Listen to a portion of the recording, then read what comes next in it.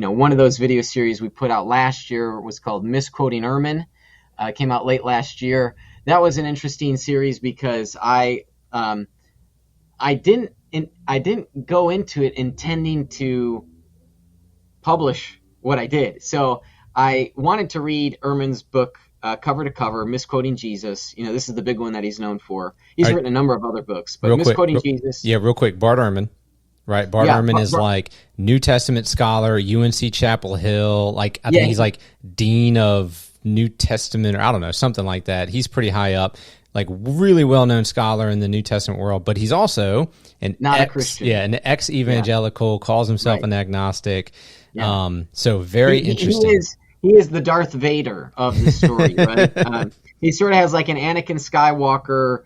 A pre-story, prequel, right? Because he was a Christian and now he's no longer a Christian. Mm-hmm.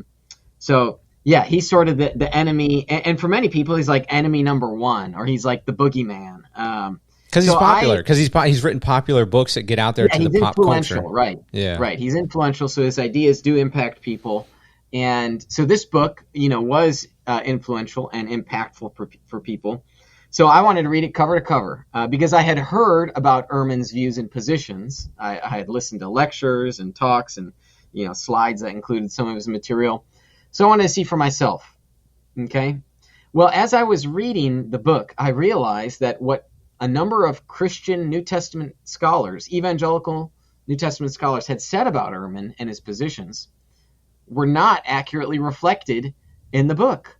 So, for instance, some scholars would say that Ehrman doesn't nuance the manuscript tradition, or he doesn't talk about how these are just scribal errors, But that was false. I mean, Ehrman clearly does that, from one paragraph, which is a little, I'm happy to say a bit more provocative. One famous line is, we don't have the copies of the copies of the copies, right? I mean, that's sort of a line that he said, which, I mean, at the rigid level, that's true. We don't have the originals, and in many cases, we don't have the copies of the copies.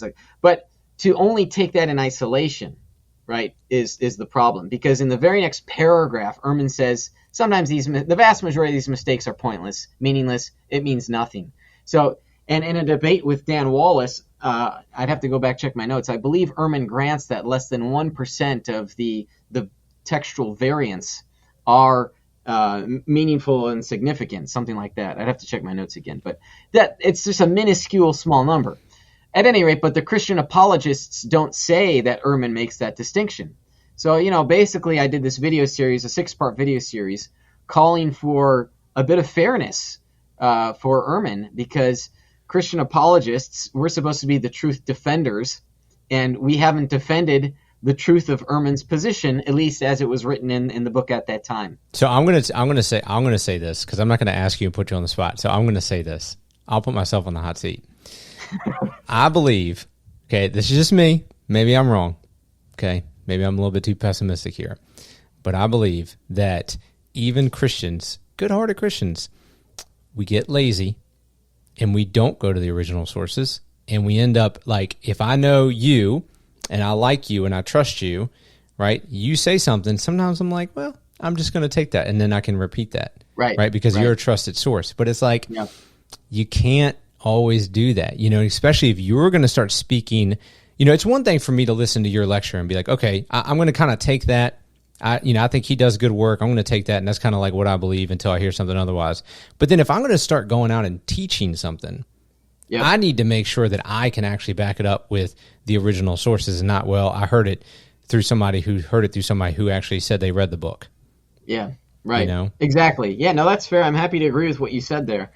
And in this particular case, in the video series for people who watch, I document these instances. I mean, we're talking heavy hitters in New Testament scholarship, like Peter J. Williams. So you actually call people by name. Oh, yeah. Good for you.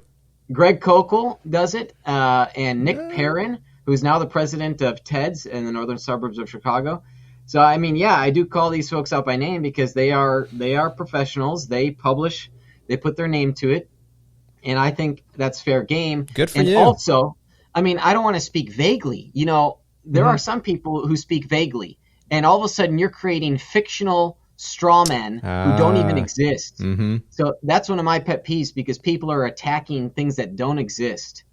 Nobody believes that. So I want to give an explicit example. So I have a similar, bent to me, right? Ever since I went into law enforcement, that's what I do for my day job.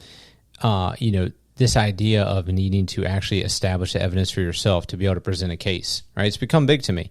And so I would say early on, becoming a Christian, the early 2000s for me, you hear people that you're like, wow, these people are really smart. They seem like they know exactly what they're talking about. And then you just regurgitate, right? Because you respect them and you know them. And then I got to a certain point where I was like, I'm tired of regurgitating what other people say. Like, I want to actually learn this stuff myself or figure it out myself. And that's the same deal, right? Like, I heard a lot of stuff about, this is what the Catholics believe. This is what the Pentecostals believe. This is what these people believe, whatever. Yeah. And then I started it was somewhat true, but it's like, well, it's a little bit more nuanced than that. It's a little bit more, scalable. Like, not everybody fits into that nice little box. And so that really helped me to have some objectivity. And then, like I said, going into law enforcement and then getting into apologetics, I realized the same thing like you did, is like, we repeat certain things, but if you actually go back and read the books, it's like, well, this is not the same thing. I don't know where you guys got what you're saying, but this is completely different. So let's talk about Bart Ehrman a little bit more. So here's what I find interesting about Bart Ehrman, and this is like, so I've read a couple of his books too, because I was like, let me look at the original sources here to see what these other people are saying, because I want to see what the challenge is, right? So I'm reading his book. I read MisQuoting Jesus, but I read Jesus Interrupted, right? Okay. And this is what I found interesting. So I'm going to read you a quote here. It's on page 18 of Jesus Interrupted.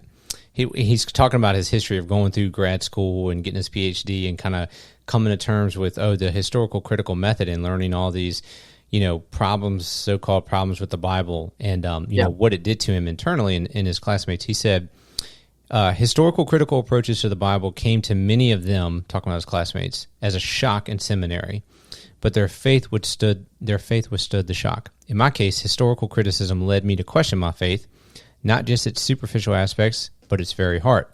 Yet, this is what I found interesting, yet it was the problem of suffering, not a historical approach to the Bible, that led me to agnosticism. So I'm like, so you're writing all these books about so-called problems with the Bible and why people shouldn't trust it. Yet for you, that was not the stuff that led you to agnosticism. It was the problem of evil. So why don't you write a book about the problem of evil? I know he's a New Testament scholar, but still, that was like, it started to make me question, like, what are we doing here? Why are we writing these books if that's not the issue? So he did writing one. I'd have to look at the dates about when that would happen, but he did end up writing a book on the problem of evil called God's Problem. And I haven't read it cover to cover. But I can say that book has not been received as well as his other books. So I'm just trying to say that objectively. Yeah. Well, he's not a philosopher, so. Right, he's not, or a theologian. As a New Testament scholar, it's a little, I'm safe in saying this, it's out of his field. But of course, everyone's got views on these things. Mm-hmm, sure. I'm not a New Testament scholar, and yet every now and again I'm writing on New Testament stuff. It does happen. There's crossover. So he does address it, but it is interesting because for him, that is explicitly stated his reason for why he, doubts God's existence. He's gone on a journey of sorts. I think sometime last year he blogged about some spiritual experience he had as he was meditating. I don't exactly know what that was. The way I view it, and again, Christian apologists, we've got our different perspectives on this, but we should be praying for Bart. For sure. We should be just like 1 Peter 3:15 says, right? We should be gentle in our approach, and we want to win the respect of outsiders. So we want to be held blameless. So, for example, with this MisQuoting Ehrman series, I put this out because I didn't see anybody in Christian apologetics defending Ehrman against the straw man attacks. And that's simply put not fair to him. And so, I'd like to think that I've sort of earned some respect with him and some of his followers. Some of them have said as much.